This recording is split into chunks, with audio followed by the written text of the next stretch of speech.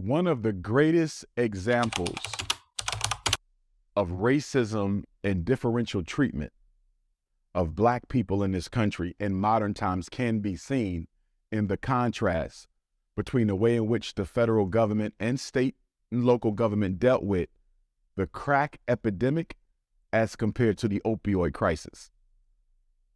Crack addicts were not treated as a mentally ill population.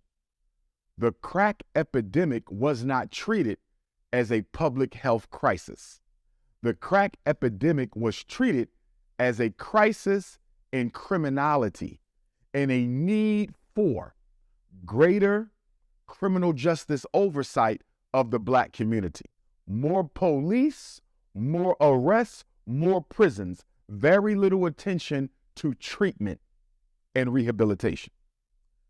The crack crisis swelled up the prisons, not because Black people were selling dope. It was more so because Black people were using the dope. There's way more users than there are sellers. And because if you got caught in possession, the police arrested you based on possession. So you would go to jail based on the intent to use, to self-medicate, when you should have been going to a mental health hospital or a treatment center. That is what exploded the prisons during the crack epidemic, because they were incarcerating mentally ill addicts. We fast forward to this century, and you see an opioid crisis like nothing I've ever seen in my life.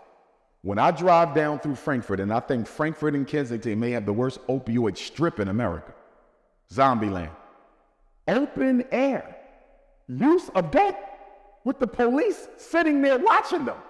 You would have never in your life seen a crack sale in front of a police officer, but you will see white people, poor white, buy, sell, and use opioids in open air in front of the police, and nothing is getting done. It's being treated as a public health crisis.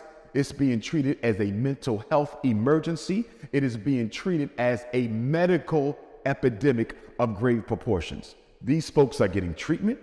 They're getting set aside money. They're getting social work. They're getting free rehab. They're getting hospitalization. They are not going to jail. They are deliberately protecting white opioid addicts from incarceration, unlike what they did with Blacks. Even look at marijuana. Marijuana is one of the greatest contradictions in modern time, because you had 50 years of Black men going to jail for possession and intent to distribute marijuana. Now you got white men making millions and billions of dollars off of the cannabis industry. Wait a minute. You destroyed 50 years of Black families over weed. You destroyed 50 years of Black families over weed, and now, with the stroke of a pen, it has become a multi-billion-dollar industry for the white man. Look at the hypocrisy there. And it's interesting because when we talk about reparations, anybody who was wrongfully incarcerated, and in my opinion, if you were incarcerated for anything that is now acceptable, you're wrongly incarcerated.